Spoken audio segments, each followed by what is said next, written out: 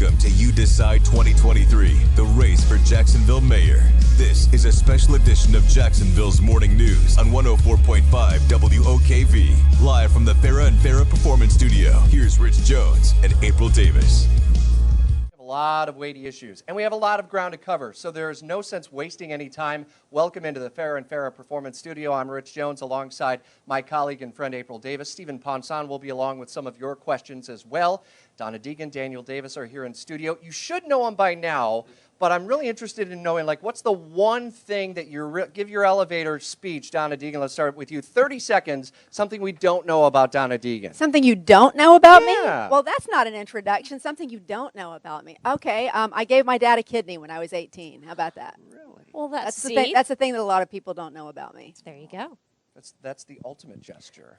And Welcome so, into the studio. We Thank appreciate you. it. That's Thank a you. great story, Daniel. Tell us Right, something. right off the bat, I he don't tries know if to you give can me top what do that people one, not know but about you. let's Lived see in if the we can public top eye it. my whole life. What might we not There's know no about way Daniel I can Davis? top that. That's pretty incredible. And I can't walk by a jar of M&Ms without grabbing a handful. How about that? Peanut or Absolutely peanut M&Ms for sure. Can I just say that you have just seen that we have something in common right there. See? This is See? good. We have a lot We, in we, common. we cannot. I cannot also walk by a peanut M&M without grabbing that. We're all going to go for a run after this. Daniel did about 3 miles this morning, so everyone is ready for questions. April, we've got a lot of ground to cover. There's We do. no sense wasting any more time. Let's go ahead and dig in. let's do it. So I know you both saw the UNF poll that came out from the Public Opinion Research Lab. And, of course, it shows a close race between the two of you. But also, it asked directly to about 650 likely voters. In your opinion, what is the most important problem facing Jacksonville? You both know crime was the number one answer, 47%. Number 2 and 3, housing costs and education. So we'll start with Donna. What do you think you can do as mayor to address those top concerns? Well, obviously, on the crime front, I think it's going to be very important to fund additional officers, that we need to make sure we have enough officers on the street so that we have a large population that is growing all the time, so we need enough officers. But we also need to make sure that we're getting underneath the causes of crime. We have a city that over the last 8 years, we have seen just mired in a terrible murder rate.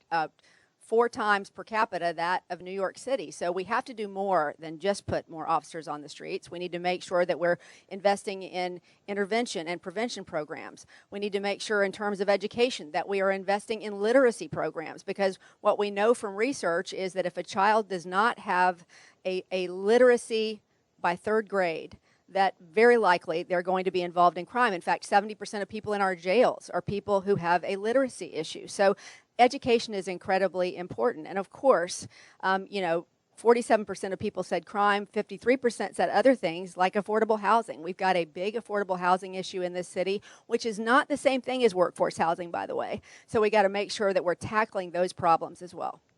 And just for people listening and watching on Facebook or watching on YouTube, this is a forum. This is not a debate. We don't have time limits. We want to have a free and open discussion. So same question to you, Daniel Davis. We are asking about the poll that we just talked about, the top concerns for Jacksonville voters: crime, housing costs, education. What would you do as mayor? Sure. And Rich and April, thank you so much for having us today. Starting the day off right. And all the listeners out there driving to work, I'm honored to be here. I think Jacksonville got it right in the poll. Everybody is concerned about crime.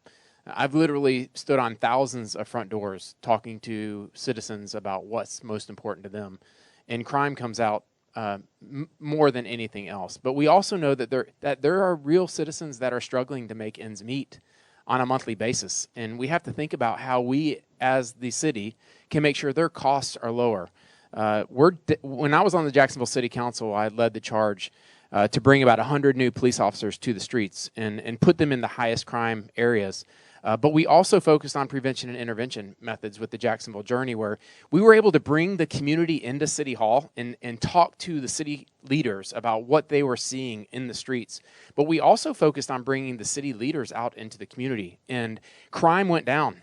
And you can't argue with that. The numbers are the numbers, and we were able to put the bad guys in jail and keep them there. And we were able to help folks that were prisoners in their own homes be able to take over their neighborhood again. And that's something I'm going to do as your next mayor. I'm going to add 200 new police officers to the street, but that doesn't mean just enforcement. I think enforcement's critically important. It's a triage situation of we have to get men and women in blue in the highest crime areas, but we also need to focus on how we keep children out of the criminal justice system, and that's what we're going to focus on. You seem to both agree on the Jacksonville journey and some of the elements of it. How far are you both willing to go with bringing back some of those programs, and then where does the money come from in your budget for it? Listen, while Daniel was on the council, we let go of the Jacksonville journey. I mean, that's the unfortunate part. Why did we let it go? Why did we stop funding it?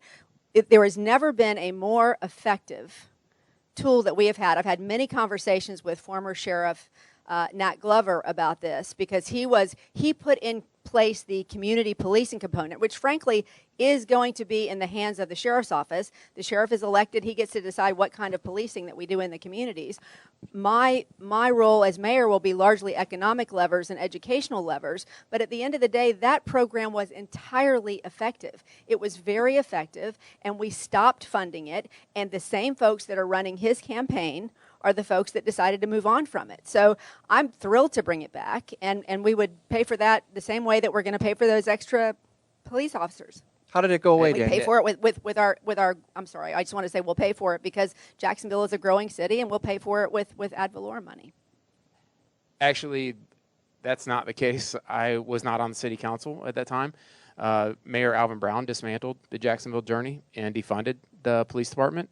And I think if anybody goes back to look to see what times I was on city council and when I was in the Florida legislature, that doesn't match up. But that's okay. We can move on to another question. Well, no, I don't want to move on because at the end of the day, this is exactly what happens every time. Mayor Alvin Brown was blamed for things that Mayor Alvin Brown didn't do. And so what happens every one of these cycles is that you see the same folks who have run us down the same ruts with crime ask for another turn. And we need to put somebody in charge who sees the entire community, who brings the entire community into the process, and who is committed to not only our police officers, but to our community members. So I'd like to talk about something else, if you don't mind, if we could segue. I want to give Daniel a chance, yeah, so please, just respond to that one. And you have to put a little bit of common sense to this approach. Why would the Fraternal Order of Police, why would former Sheriff John Rutherford, why would current Sheriff T.K. Waters all endorse my campaign if I was responsible for what Ms. Deegan just said? Daniel, let's be honest. I didn't interrupt you. They're Republicans. They're Republican. I did not interrupt you when you were talking. They are Republican sheriffs who are supporting a Republican candidate. I get it. It's political theater more than anything else. I didn't interrupt you when you were talking. And well, then tell the truth, and I won't have to interrupt you. Let's have a great conversation. What I would ask the citizens to do that are listening today, do a deep dive on this. Don't take what either one of us are saying as truth. Go do your research and find out who fought to add those 100 new police officers to the streets. Go do your research to find out in 2007, when I was city council president, who led the charge. And I think you're going to find out that I did. Not what I'm going to do, what I did. And you can judge me on my past, knowing that when I tell you I'm going to add 200 new police officers to the streets in the future, you can look back and see what I already did. Let's move on to the cost of a Jacksonville Journey style return. At the time, it was about $30 million. We'll start with you, Danny. If you do see some elements of it that you want to come back with, do you have a plan? How much does it look like, and where does that money come from? And the same question would go to Donna Deegan. Sure. I think that there is great opportunity in the city budget. I was finance chair of the Jacksonville City Finance Committee twice when I was on the Jacksonville City Council president, youngest city council president in Jacksonville history. And so I have an in-depth knowledge of how the budget works. And I understand there are all sorts of ways that we can fund this priority, if you make it a priority. And I know where the opportunities are to find the dollars to make sure we fund this. It takes about $100,000 per police officer to add to the street. So whenever you think about somebody appropriating, $10 million, you have to think about that in the mindset of, do we really want to spend this money here, or could we add 100 new police officers to the street? And what we're going to do immediately is to dissect the budget, understand the areas of where we can spend money and where we can have restraint. And I am going to have a smaller government. I'm going to have a more government focused on public safety. I'm going to have a government focused on making sure that your livelihood is more affordable and your neighborhood's more affordable. And because of the experience I have, we'll be able to make sure we find every bit of that dollar concept and make sure that we add it to the streets. Donna the Deegan, with a reboot of some form of Jacksonville Journey, and maybe a lingering question might be, do we rebrand it in terms of the community approach and expectation and explanation to the community? How much does it look like? Where do you come with the money for these intervention and prevention programs? Well, listen, there is some grant money that we can bring down too that we've left on the table for some of these things. You can't do that for personnel, but you can do it for some things like training. You can do it for equipment. So there's other monies that we can bring into this equation. But I got to go back to what he was saying about who is responsible for this. I went back and looked at the last two mayoral debates where the Republican sheriff endorsed the Republican candidate for mayor, because this is how it works. They all have the same political consultant. And so they're asking us to believe that this same system where we focus singularly on one thing is going to make us safer. And the truth is, what's going to make us safer is better communication between our people and our police, better education, better literacy programs, better intervention and prevention programs, and better training for our police officers. So I'm sorry, but the argument just doesn't hold water. The same folks have been given the same opportunity year after year after year. The same people who will run the city under Daniel Davis are running it now. So if you want the same thing we've had, then keep doing the same thing. I know you recently had a debate with UNF and Action News Jax, our partners over at Action News Jax. And Daniel, you had said under the Sheriff Waters that crime is down, and but the number of murders year to date is starting to get on pace with last year. It ended last year with 162 homicides. So is there any acceptable number in that case? And what other crime stats are you using to feel that maybe crime will go down in Jacksonville? Well, I don't. There's no acceptable rate for a murder rate, and I think that we have to go where the violence is taking place, and by and large, the sheriff and the sheriff's office, they know who is causing and creating this mayhem in neighborhoods, and we have to go in there and we have to take these folks off the streets and put them in jail. When we do that, crime goes down. And I mentioned earlier, it's a triage situation where we have to make sure we put enough police officers on the street to where when you call 911, your response times are what you would expect. We've had significant growth in this community, and we're going to continue to see growth with all the jobs and the workforce that we've created here.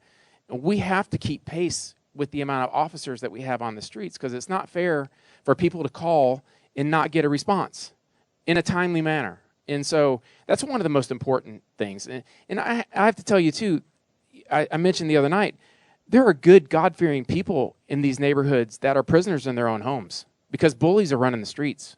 On my ride-alongs with the sheriff's office, I've seen it firsthand, and it's not okay.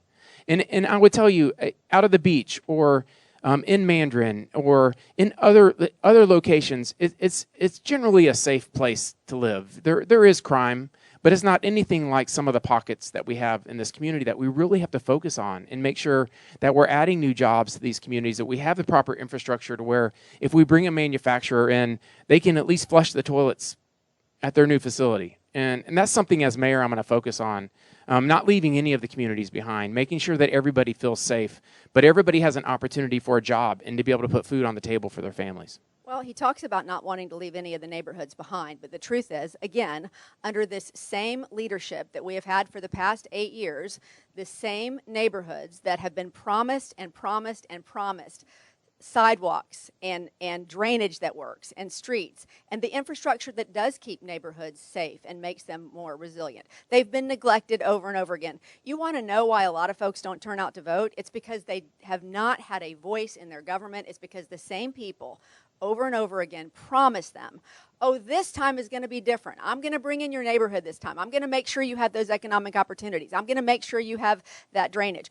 I met with a bunch of Northside business folks the other day who basically said, you know what? We're trying so hard to keep our heads above water over here. Nobody cares about us. The bottom line is if we're sitting in our business in the dark, underwater, on a street that doesn't get anywhere, it just doesn't do us any good. So the promises are empty when you keep doing the same. You're saying the same stuff that we've heard for the last 8 years. We need change. But if we're on pace, Donna, with 162 homicides, what would be an acceptable number? What would be an acceptable number after a first year of your administration? If we're on pace for 162, realistically, what does that look like in Jacksonville? Rich, there are no acceptable homicides, of course. But imagine if we had kept the Jacksonville journey in place. That one thing, that the combination of community policing, such an important piece, of literacy, of food deserts, of the other issues, if we had kept that focus on that very area that is such a hotbed for murders, if we had kept, imagine the lives we could have saved. So it is very, very important that we focus on this, not to the exclusion of everything else in the city, because we have other issues we have to deal with, but these are important issues. And as in a Donna Deegan administration, we can both walk and chew gum at the same time. We will support our police officers. We will also get underneath these causes of violent crime. You have to do both. You have to do both. And you have to provide the infrastructure in the neighborhoods that allow them to feel safe walking their own streets. Our mayoral candidate spotlight continues in the Fair and Farrah Performance Studio. April Davis, Rich Jones, our colleague Stephen Ponson from Jacksonville's Morning News has been feverishly going through all of the emails and the open mics that have been coming in the WOKV app, and one that still speaks to crime too, Stephen. Yeah, Rich. So this next question is for both of you. It's from Barry Schuster, and he says that, what is your program to revitalize the east side at A. Philip Randolph near the Jags Stadium, which he says has a high crime rate in that area, and few services for the disadvantaged residents living there? Let's start with Daniel, since Donna had the last word on the other one. I think that a focus on downtown and a focus on the east side is incredibly important. And we're going to have considerable growth in that area. We're going to see, in my opinion, a new entertainment area in the east side and in the Bay Street area, Bay Street corridor. I'm going to focus on creating an innovation corridor to where entrepreneurs and folks that want to create innovation have an opportunity to test their products in the corridor from the Regional Transportation Center all the way down to the stadium. I know the Jaguars are focused on making sure they have training programs for folks to learn skills and to learn trades in the construction area. And I think that we can take those opportunities and help put people to work. When I was focused on bringing Amazon to town, we had the opportunity to talk to the leadership at Amazon and ask them, hey, would you please do your training, your first job training opportunity at the Legends Center in the Northwest community. And on a hot June afternoon, I walked through and hundreds of people were standing in line to get a job. And it really was an opportunity for us to get every community involved. I'm very proud of that, working with JTA to make sure folks had transportation back and forth to their job. You know, most of us that are either listening right now or in the studio did not pray when they pushed the button on their car or turned their key to start their car. I mean, most of us didn't even think about that today. But what we have to understand is there are hundreds, thousands of people in this community that are struggling just to hope that their car starts today so they can get to work on time. And those are the folks that we have to really think about from every part of our community, east side, west side, where I grew up, north side, to make sure that they have that transportation. And we partnered with JTA to create a shuttle system to where folks that got those jobs knew that they would be able to get there on time and not have an issue with putting food on the table for their families. I'm proud of that.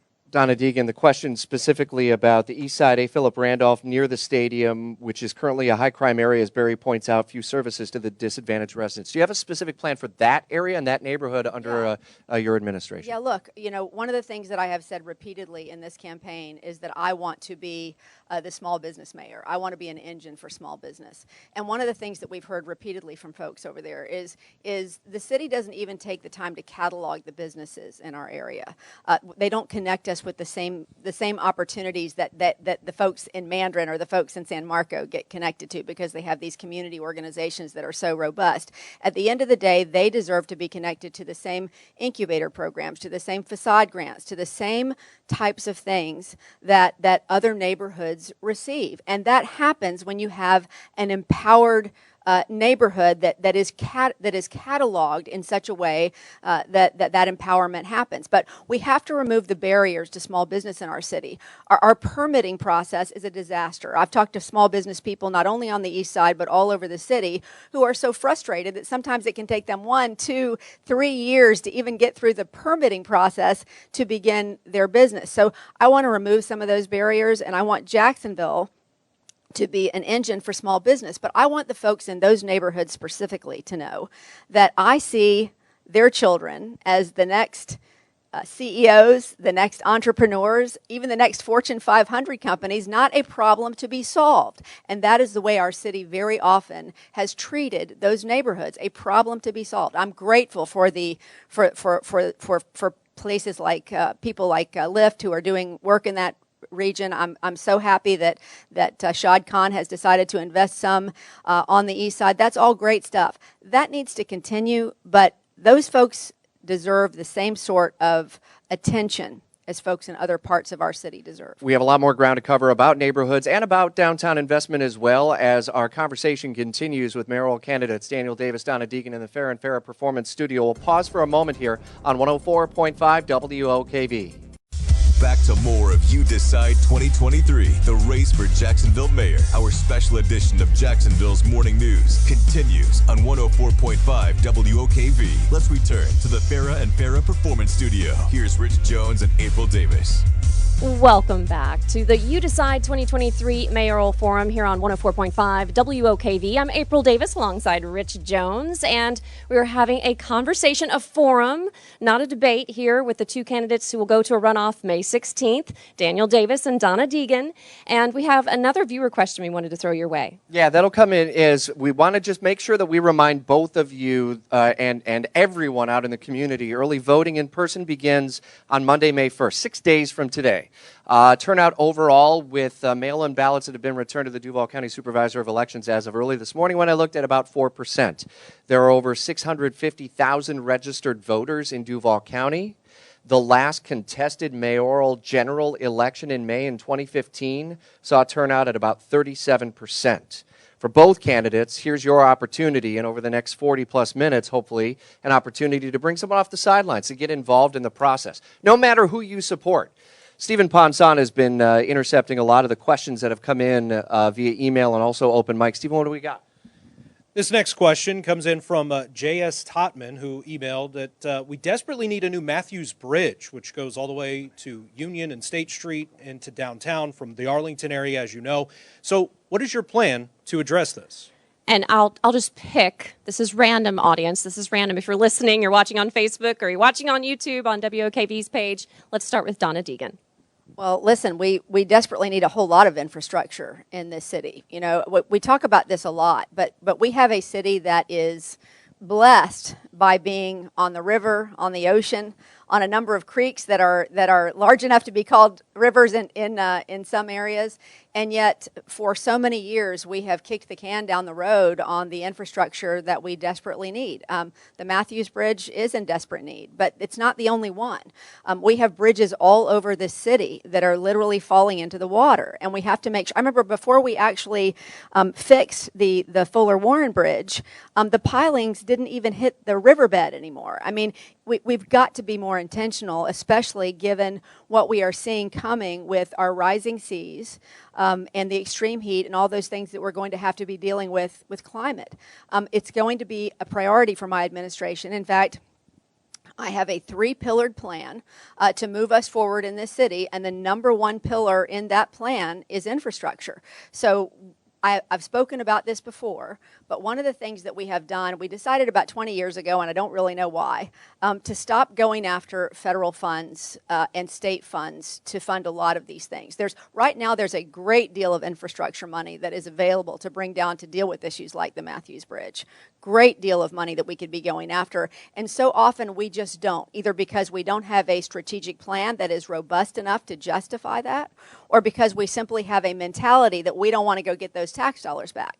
Now, some of those federal grants may have too many strings attached and we don't want them, but some really don't, and we need to make sure that we're going after that money. I've spoken with folks who are involved in all manner of infrastructure with this city, and they've said to me, Donna, it literally is in the hundreds of millions of dollars that we leave on the table, and that will be one of the first priorities I have is let's go get our money back.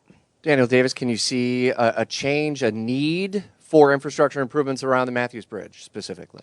Of course, and I would tell you I'd have to talk to the DOT about the capacity and the need for a new Matthews Bridge, but that's something that we would always be open to the experts and the engineers on an issue like that. And one point I would like to make, and I mentioned it a little bit earlier, I had the opportunity to serve 4 years in the Florida legislature, and the relationships you create when you're in Tallahassee, understanding how important the nexus between the city of Jacksonville and our state capital is, especially for infrastructure funding. And the next 4 Senate presidents I entered into the Florida House with, and they're dear friends of mine. The next 4 speakers of the House many are closely connected to Northeast Florida. And there is a time that we are going to have in Northeast Florida where if we plan properly and we know what our requests are, and we as a community go to Tallahassee and ask for the appropriate infrastructure dollars, we're going to have a unique opportunity to land our lion's share of infrastructure improvements in this community. And we've been successful in the past. And so I'm looking forward to that opportunity. And the listener out there, when you're considering who your next CEO of this city is going to be, understand that it's important that your next CEO has incredible relationships with the folks that actually decide where those infrastructure dollars are going to go. And I'm very, very close to the folks in the Senate and in the House. So basically what Daniel is telling you is that it has to be the same old establishment folks that we have had here in government for the last 20 years that have left us in the same ruts that we've been in. I just have to keep coming back to that. I have wonderful relationships with members of our Duval delegation. And just to be clear, we both have been CEOs of nonprofit organizations, okay? And the job in my mind of a CEO, which I think our views of what a CEO does may be a little bit different. To me, the best CEOs are people who can vision forward, who can build the team, put the right people on the bus to bring that vision in for a landing, and who have the communication skills to be able to bring the people in and to bring that vision to fruition. And I absolutely have always done that. I have a lot of experience doing that, and I will do that as your next mayor. There is absolutely nothing he has in terms of relationship with people in Tallahassee that would make him any more likely to be able to bring that in than I would. I have great relationships on that front too. Daniel? I don't know if she understands how the Florida Capitol works. I covered it for 40 years, so I guess I do. There's no teleprompters in the state or city hall. And I don't use them when I'm covering I would tell the you legislature. This. The leadership in the Florida legislature, when you have supermajorities in the Florida House and in the Florida Senate, it's critically important that you have the right relationships with the folks that actually decide how you spend the money, not the folks that are sitting on the back benches. I hope the city of Jacksonville understands that importance, and there's a unique difference. There's nothing wrong with creating good relationships. I've spent 26 years creating relationships not only in Jacksonville, but in Tallahassee, and it's incredibly important for us to see our biggest advantage would be the folks that we can contact in Tallahassee to make sure we bring those infrastructure dollars home. I want you to pay attention basically to what he just said about the supermajority in the state legislature. I think we have seen the perils of having a super majority of any one party in government, and we've certainly seen that locally as well. Over the past 8 years, we've basically been a supermajority of one party. And I've got to tell you, from my perspective, that is a weakness. If he is truly going to be a mayor for everybody, like I have said, I want to bring everybody in. I will have Democrats, Republicans, and independents in my administration. Because if we do not start bringing everybody in, we cannot move this city forward. I'll use my veto pen, if I have to stop these same sweetheart deals and these same good old boy deals, these same crony deals that he is so famous for, that we cannot any longer have in this city. So it's not, look, you can't, please do not be held hostage by the false argument that if he's buddies with the guys in Tallahassee that have been running this state and the folks in this city, look, we got to have a change. 68% of folks out there say they want change, and they want change because we've had one party that has been, frankly, doing a lot of backdealing, the same party that tried to steal our JEA. We got to have other voices in the room aside from just the one supermajority. And I would tell you, look at where everyone in this country is moving to. There is mass migration taking place across our country. And you have liberal climates that are defunding the police, putting community activists in charge, creating chaos. Police officers are leaving those communities and moving to conservative communities where you actually love the police for keeping you safe. Businesses in mass migration are moving out of liberal climates that overtax and create too much red tape so they can move to a free place where they can thrive. Why is Florida seeing this happen? Because you have a supermajority of folks that are giving freedom to these job creators and taxpayers, and they're leaving these environments that are restrictive and think government's the solution. Yeah. I mean, we can talk about this all day long, but right. We could, but we don't have all day. But listen, I do have to respond to something that he said, because this whole idea, again, of setting up my side good, your side bad, that does not bring us together. This man has spent millions of dollars first lying about his Republican opponents and then lying about me. I am a person who has spent my entire life and 5 generations before me in this community. I love our police officers just like I love our community members. I've been to more murder scenes and been on more ride-alongs than you will ever go on in your entire life. I know what a dangerous job it is to police. But at the end of the day, you know what we also have a commitment to?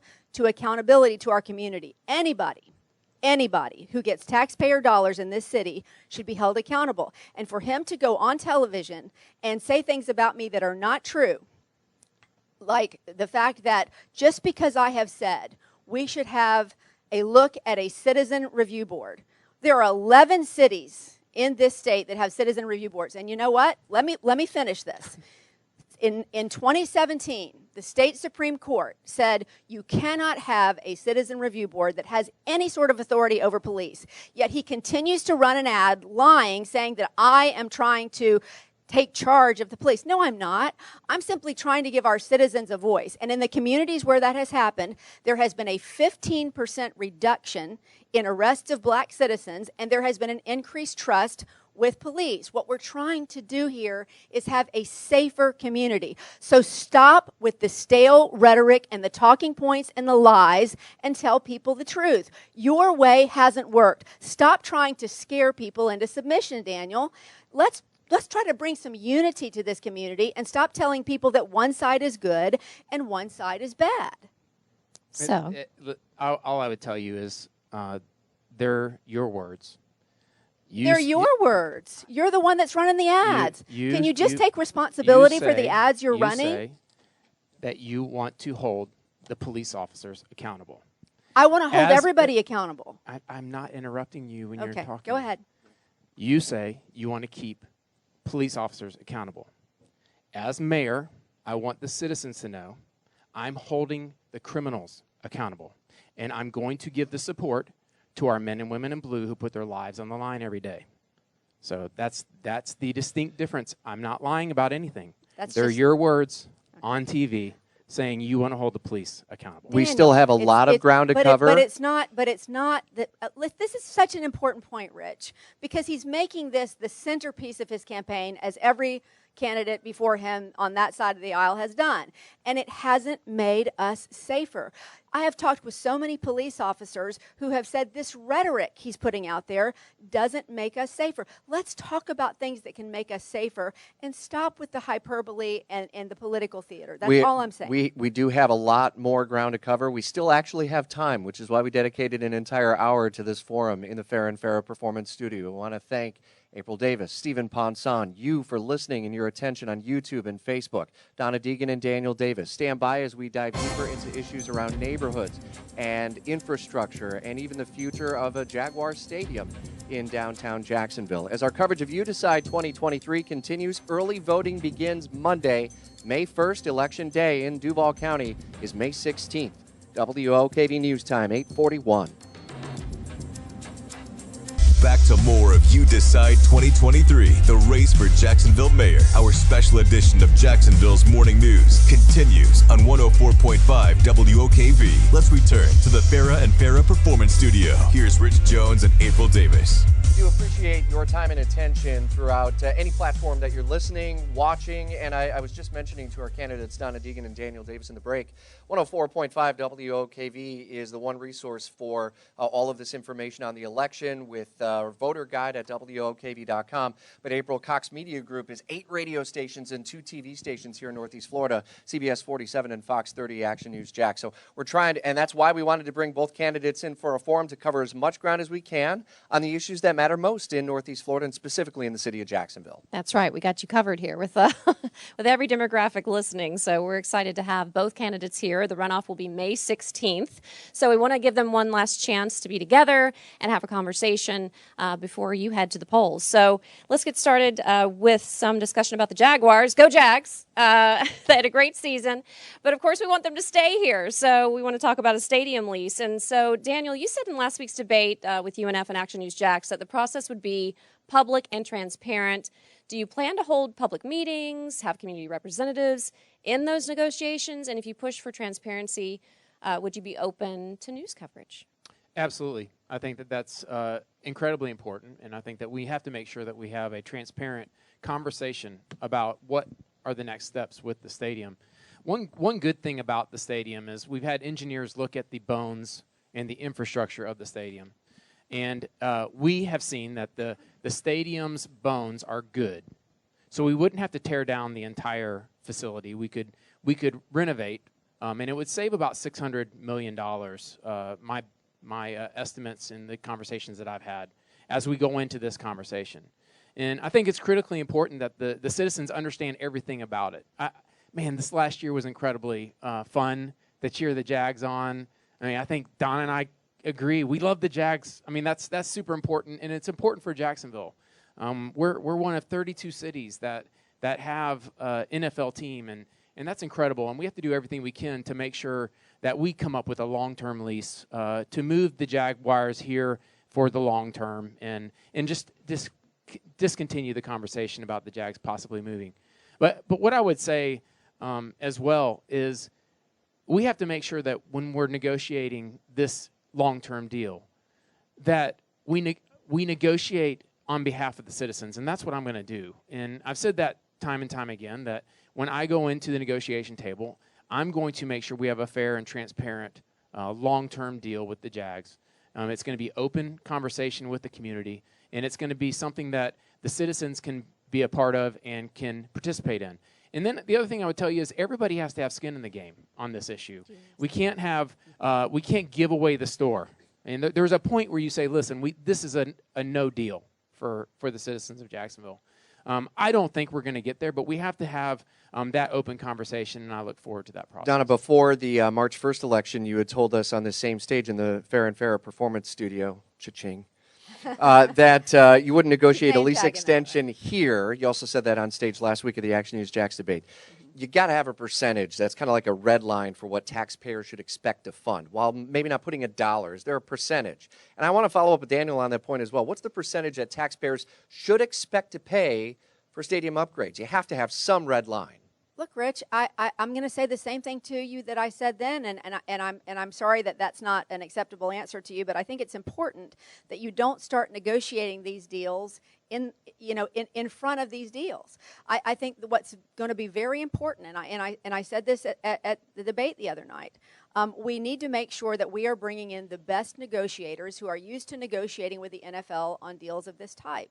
You know, Daniel can say that he wants to make sure that he's negotiating on behalf of the taxpayers, but he was ready to give away the Lot J deal that had basically no return on investment because he was so anxious to please the Jaguars. Look, I want the Jaguars to stay. I believe they will stay. I've had a meeting with Shad Khan recently where we talked extensively about this whole idea of investment in community and what all of that looks like. I think he wants to be a part of the renaissance of this city. I do believe that. And we have a lot of things that he could get involved in, just like he's getting involved in with the East Side. But in terms of this stadium negotiation, I do think that there's a lot of agreement in terms of there has to be skin in the game from everybody. There has to be some from the city. There has to be some from the NFL. There has to be some from Mr. Khan. But I think it would be irresponsible to stand here right now or sit here right now and to say to you, here's the percentage that's my red line. I don't think that's good negotiating practice.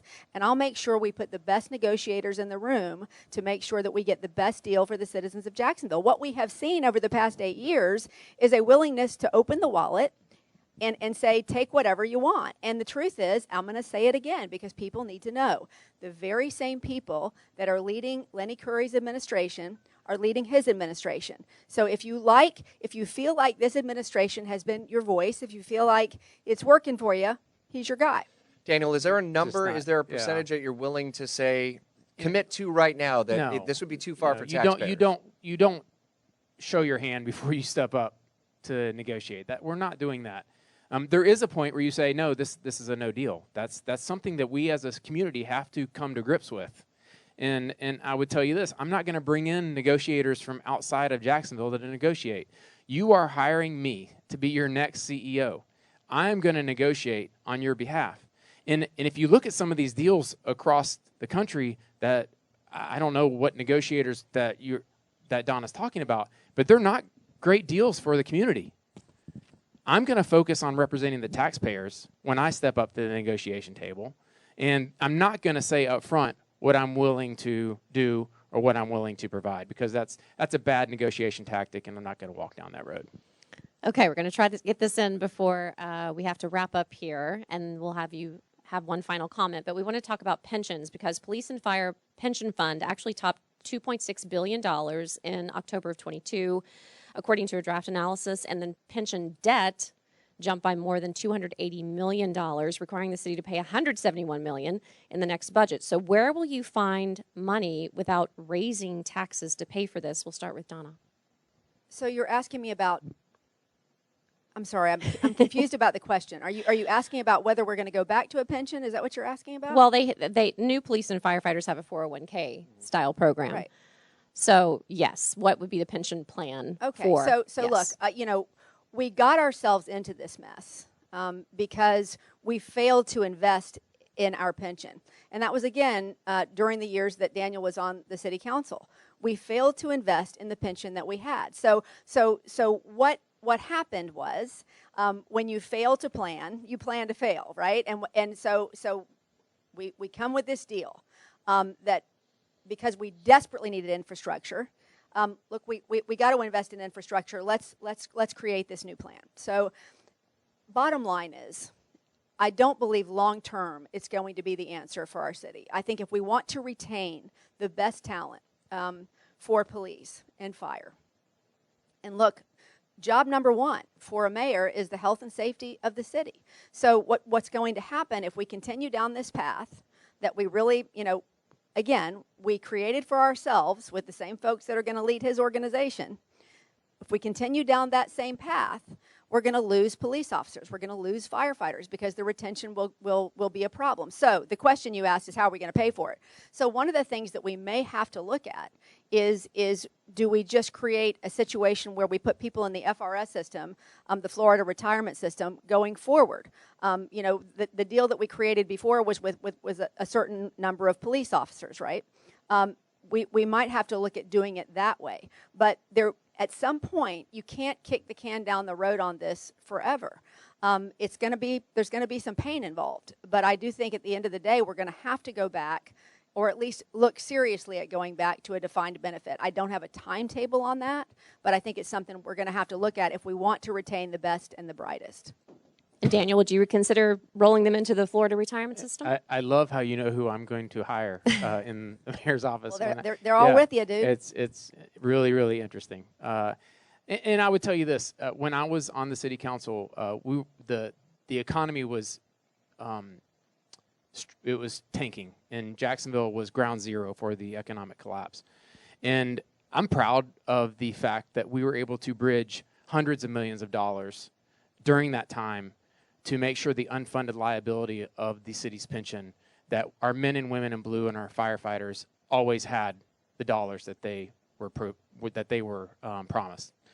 And I hear from police and fire on a regular basis about this idea of us training, recruiting the best, and then anecdotally we're seeing these candidates either go back to their hometowns or go to surrounding counties. And that's something we definitely have to look at as a community. As the CEO of the chamber, I had to reassess how I compensate my employees and the retirement of my employees, because it's much cheaper to keep our employees than to go find more, recruit more, train more, and bring in. I'm going to bring that same attitude to the city of Jacksonville. We will be data-driven. We will understand, is this for real? Is this really happening? Or is it something that people feel like is happening? So we're going to make decisions based on data. I would tell you that I have said all options are on the table. There's not a city pension that I would be willing to bring back. I would be willing to look at a state FRS pension if that's something that is data proven, and I would be willing to make sure that we retain the best and the brightest. So we have to recruit, we have to train, and then retain them. But it's all going to be data driven, and it's going to be revenue neutral when I'm mayor. The University of North Florida poll that was released last week showed 5% of undecideds among likely registered voters. And the reality, according to data from the Supervisor of Elections office, is anywhere between 30 and 40% turnout for May 16th election, with early voting beginning May 1st. I'll give you both 30 seconds. We'll start with you, Daniel. Your closing message to anyone who's on the sidelines and looking at this race. Convince them to come vote for you in 30 seconds. Listen, I love my city. I grew up here. All I've wanted to do is serve my city. And when you're choosing who the next CEO of this city should be, you need to consider the volume of experience that I have and that I bring to the table, the relationships that I've created over the 26 years that I've served this community. And I would ask you on May 16th to vote for me. We'll be able to hit the ground running day one, and this is not an on-the-job learning situation. Thank you very much. Daniel, thanks. Donna Deegan, with 30 seconds left. You got 5% people undecided right now. Can you convince them in 30 seconds perhaps to come your way? Listen, 68% of the people in a recent poll said they want change. I'm your change candidate. If you want what we've always had, if you want the same people, the same corrupt folks who brought us the JEA deal, put this guy in office. If you want change and somebody who will really bring this entire city together, I'm all about unity. I'm not running ugly attack ads like he is. I'm about unity and bringing this city together. We both have been nonprofit leaders.